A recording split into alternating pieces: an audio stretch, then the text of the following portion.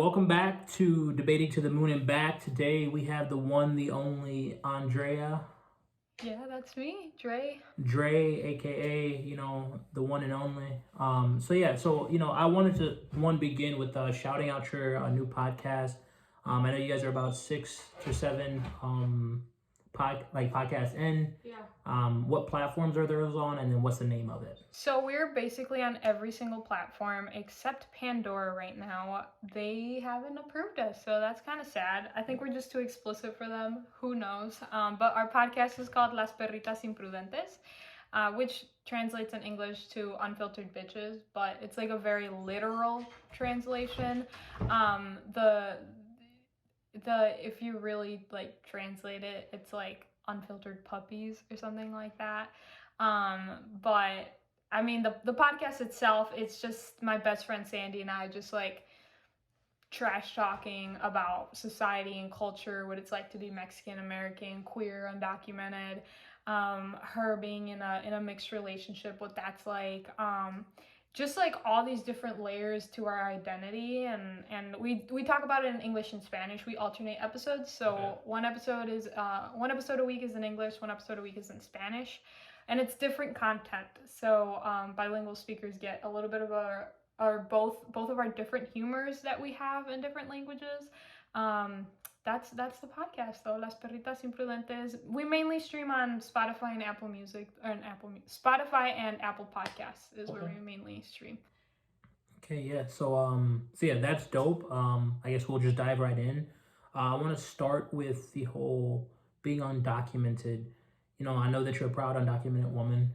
I know that your family is very traditional, and I know that pretty much setting a standard is very original to you because like you're not trying to like fit a certain mold. Yeah. So like go ahead and like talk about that. Yeah, I mean, I was born in Mexico and my parents brought me here when I was 2 years old. So I've always had like this 2-eye perspective at life where I understood that things in my household were much different than the outer world. And I mean, that goes in several different ways. Like growing up in Lake Geneva, Wisconsin, there were kids that were like millionaire like kids that are coming from a great lineage of generations of wealth. And there was like my family that was like first generation immigrants. We're all undocumented. And we're literally striving to just, stay afloat in this country. So I think I always like really understood like, whoa, like there's huge gap in what this country has. And I think that's why I started recognizing that just life was completely different for a lot of people, and that there's also a very clear-cut image of what a good undocumented person was. So I always strive to be that good, clear-cut, undocumented person, which in many ways was just like, never get into trouble in any way. And to this day, I mean, I'm proud of it, but, I've never had any run-ins with the police. I never even got detention, like not, turning things late in like any little thing. I was like very adamant of finishing, and I was like very adamant about going to college, completing my 4-year degree, and overall like being a good undocumented person and breaking that stereotype of criminals and being part of the stereotype that the good undocumented people were like very clear cut and had no issues. So then when I came to college, I realized that is so negative for younger people to have to feel like they have to achieve like this certain level of being undocumented, because that's not correct either. Like, it's not correct that people are human, and mistakes happen. And luckily I haven't had run-ins with the law, but I easily could have. I've easily been in situations where I could have, had run-ins with the law. So I think I see other people that are younger, older than me, and I just want them to recognize that when you're undocumented, you don't have to be perfect. You're still human, and you still deserve the citizenship title. We all deserve the citizenship title. And that's kind of where my mold of being the perfect undocumented person kind of broke. And I, came out and was officially like, I'm queer, I'm unapologetic, I'm this, I'm that. And my views stopped being more about pleasing other people and fitting this framework, but more so just being uh, whoever I felt like I was, and being letting younger people or anybody that may look up to me know that they can achieve that themselves, and that even though they may have different preferences or whatever it is, like they're still perfectly human and valid of the citizenship title, the human title, and whatever else they might need. So yeah. Yeah, so I think that's extremely powerful. Because one, I mean, to kind of have that, I guess, readjustment, realignment in your thinking so late in life. Like technically, it's early, like because you have a whole life to live, but it's late in of like how you build your morals and values. Yeah. So I think that's powerful because you were able to recognize it, and then you were able to be like, wait, you know, I did this one way, but I don't want to like tell other people or like give off the impression that you have to do it this specific way to get to where I'm at. So I think that's extremely powerful. And then again, coming from like being undocumented, you know, being queer, having those stereotypes and I guess misaligned judgments on who you were supposed to be. I think that's another like nod in your character and like who you've grown as a person too. Um, and so I guess my next question would be, well, dealing with your family and being queer, like what was that like? Like how hard was that? Because again, like I know, like you said that it was really a traditional Mexican home. You guys only spoke Spanish in the house. It wasn't like English was like looked down upon. So like how was coming out to your parents and like showing like, hey, this is my actual identity. This is who I want to be. This is like like walk me through that process. Oh yeah. So I just want to make a clarification. English wasn't looked down upon in my family. It was just I think my family understood that I would get my English elsewhere and I would get my American culture elsewhere. And they didn't want to like end me in my Mexican culture in my Hispanic language. So I just want to clarify that. But it was rough. I mean, as you say, like I had that realization later in my life. I think in many ways I didn't feel comfortable turning into this authentic version of myself until I fully knew that it was myself. Because I know that at least in my family, and in many Hispanic households, you and I don't like saying this, but it's just part of our culture. But when you make the decision to come out, if you come out as bisexual, it's just not respected in any way. So I knew that I wasn't gonna come out as bisexual, even though that is what probably would have been more comfortable for me when I initially came out. I knew that with saying that I would be bisexual, it would almost like open the doors for my family to completely misinterpret my attraction to women, and to just say, well, you have both options, just choose men. So I knew that that's what would happen. And I knew that regardless of however I identified, it would end up being a really, really difficult thing for my family to go through, because they've never had anybody gay in their family. So I knew that whatever I was going to be coming out as, I had to really be committed to it. So I think high school was me like realizing like whether or not I was actually going to, come out, whether I was going to be that part of my identity or not. And then in college, I realized like I do have to come out, because I of all the things I want to be in life, I don't want to put that part of me in a box and never bring it out. Like I want to be myself. So I made a decision. I first came out to my sisters and my mom, and then it was something that was brushed upon. Nobody really talked about it.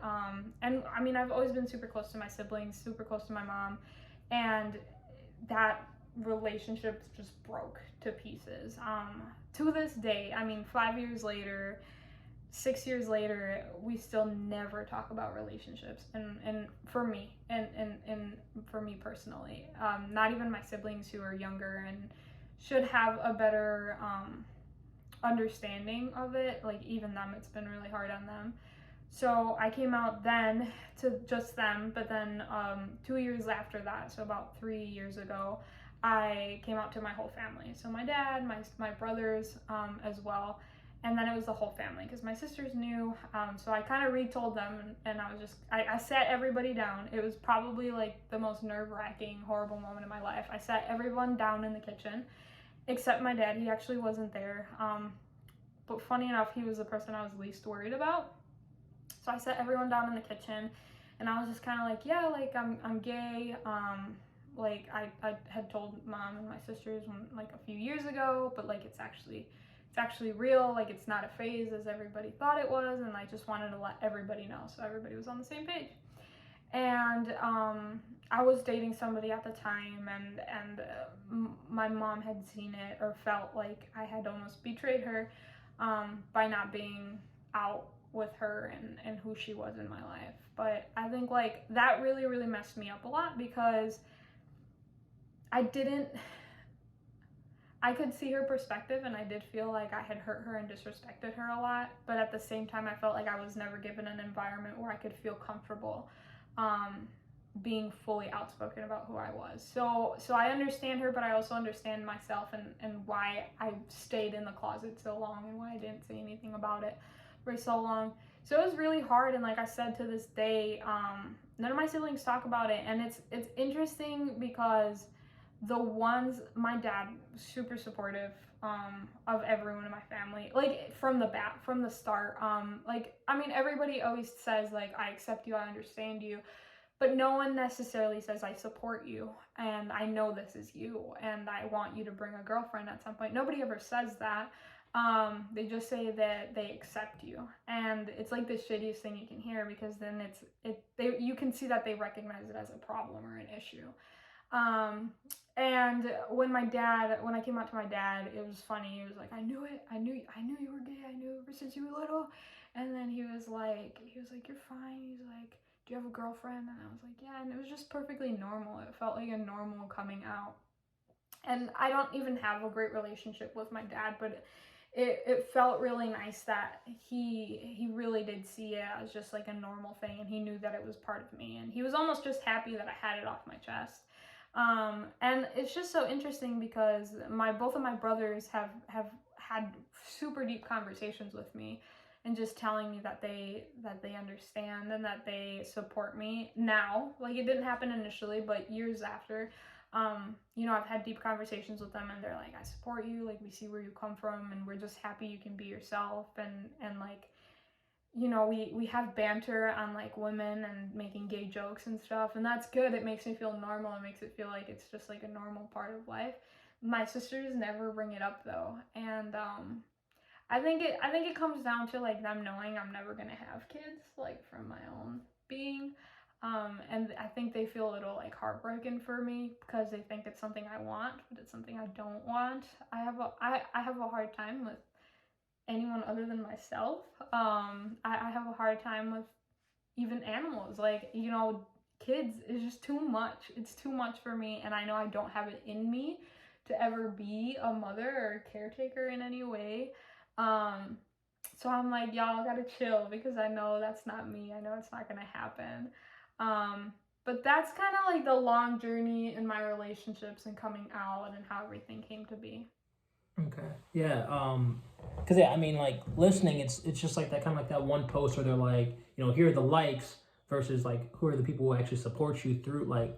So I think that your dad like knowing from the start or like that he's like yeah I could have called that or like I told someone like it. I mean I'm happy that there was almost a joy like that he was like you've accepted Yeah. like, and I think I'm not a father yet, but like as a father, like that's one thing I would like hope my children would be like, regardless of how it will come out, like I want to be that joyful for my child at all times. Yeah. I think that the whole like wanting like the grandkids, wanting the nieces and nephews, I think that's tough. Because like obviously, I'm with Abby, and now that we're starting to get married, now we're starting to like get a house, like everyone's already talked to us about trying to have a kid by next Christmas. You see what I'm saying? Like so like the pressures of like being in a hetero relationship, the expectations of when and where is it supposed to come. Yeah. You see what I'm saying? And again, like you can see a cute kid, like as a gay person, I'm like, oh yeah, that kid's really cute. I don't want it though. Yeah. And I think that, just like the status quo of like when are kids supposed to come? When I think that is a little bit tough, and for people to understand that like sometimes maybe it's not what is like actual. So I want to commend you on that. Yeah, props to your dad. Like I don't like again, I don't know him, but like he sounds like a pretty stand up dude. Um, I accept your brothers in a sense of like now again when you think about that sense of belonging, you're like, all right, I belong. Like you're not one of the guys, you're just Dre. Yeah. Like I'm Dre and I'm with my brothers. I think that is extremely satisfying. And I think that when you think about, a relationship you could have with your brother, knowing that you guys have a lot of things in common, and you might even look at women the same way. Like, I think that is a huge connecting point. Where if we look at your sisters and the disconnect, it could be a lot of selfishness. It could be that you're not going to produce any, like that my kids aren't going to have anybody to play with. Well, have for kids, I think, with your sisters, I mean, they can use a little work. I think that again, it'll come in time, or it might not. Like there's no like. Yeah, and I think for a long time I was almost like I knew where they stood, and I knew that I didn't want to pressure them into feeling like they had to support me. I didn't want to shove like my queerness down their throat, and I didn't want to shove like my being unapologetic down their throat. Like I wanted them to take it at their own time. And I think that that also kind of connected to me being very closed off to them, because I think there's a few years where I was just really closed off to them. I was just like if you don't accept me, like I don't know what to tell you. Like I can't be who you'd want me to be, and I was really closed off to them. And it's interesting because when I started the podcast, I obviously started talking more about my identity, and like I was way more open about it because it's so much easier for me to be open about it with my friends, with Sandy. And I say it in Spanish, and it's like so raw, where I'm like, yeah, I'm attracted to women, and these are my experiences with women, and like it's just so raw and genuine, and they're real stories that it's had like my brothers have heard the podcast, and they text me after every podcast, and they're like, yo, this was so funny, like this story is crazy, or like whatever. But that's allowed them to hear me out a little bit more. And I think my relationship has gotten a lot better with my brothers. I think it's getting there a little bit more with my sisters, because they've had a chance to hear me through the podcast, whereas we're maybe not having these conversations like in person, but they're hearing me through the podcast, and they're hearing my point of view now. And I think for a long time they weren't hearing my point of view at all. So it's kind of interesting how that has shifted a little bit more. And then the other thing I was gonna say is like even with you and Abby, and like the questions of like when are the kids coming and all that, it's funny because when I was like starting to come out, like everybody always says like, oh, you're gonna have it so much harder, like you're gonna have it so much more difficult, it's just gonna be more hard on you. And that's what everybody says, like it's like some type of disability or something. And it's funny because the hardest part of being gay is how your family takes it. Yeah. And they're the ones that are like, I don't want to see how other people are going to treat you. And everybody treats me fine. Like everybody knows I'm gay. I'm super open about it. But like if I go to like a shop, a store, or whatever, and like my queerness is out, whether I'm wearing a rainbow shirt or I'm holding hands with my girlfriend, like whatever it is, I haven't had anything happen to me where I felt like I was being attacked because of my attraction. And funny enough, it's always in the household where that happens. Okay. And as you're saying, like even you in your household, like it's happening. It's funny because like it's usually not random people coming up to you and saying, hey, when are you guys gonna have babies? It's usually like your mom, your sister. It's like people close to you that are putting all this pressure on you to fulfill these family expectations. Yeah. And I mean, I think you're speaking a lot on microaggressions, and it sucks because like your family's never trained on microaggressions. Like the professionals that you like inner circle with, or your friends, or even like you said, you're out at shops. Those people are trained on microaggressions. There's certain things that they're like, oh yeah, babe, probably shouldn't say this, right? So like they know the do's and don'ts. Where your family is like, that's the aspect they lack in when it comes to like they have a work life, but they don't take any of the work life and like use any of those skills or qualities, and like with interactions with family. And yeah, like I mean, again, I think that you are amazing. I think that I think that again, the future is going to be bright for you. I think they should make a book about you. Like I already saw your like little tokens of like women. Like I think that you could be on one of those tokens. Thank you. Because again, like you set a standard that allows people to jump over it or go under it and it still be okay. Yeah, I mean, it's a lot of work.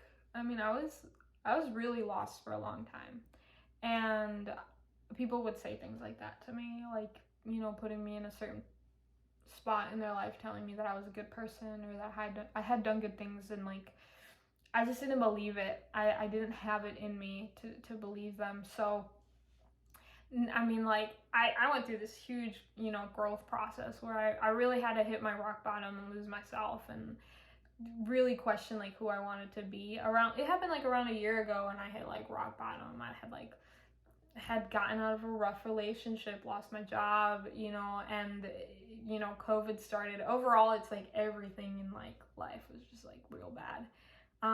And I think that like anyone anyone can really be this like awesome version of themselves, but it just takes them to not like lose sight of it when it does get hard, because it will get hard. Everybody goes through some type of depression at some point. Most people go through some type of depression at some point. So when that stuff happens, it's just like don't lose sight of it. Like do not lose sight of who you actually are, or who people tell you you are, because most people are gonna tell you who you genuinely are. So I mean, I don't.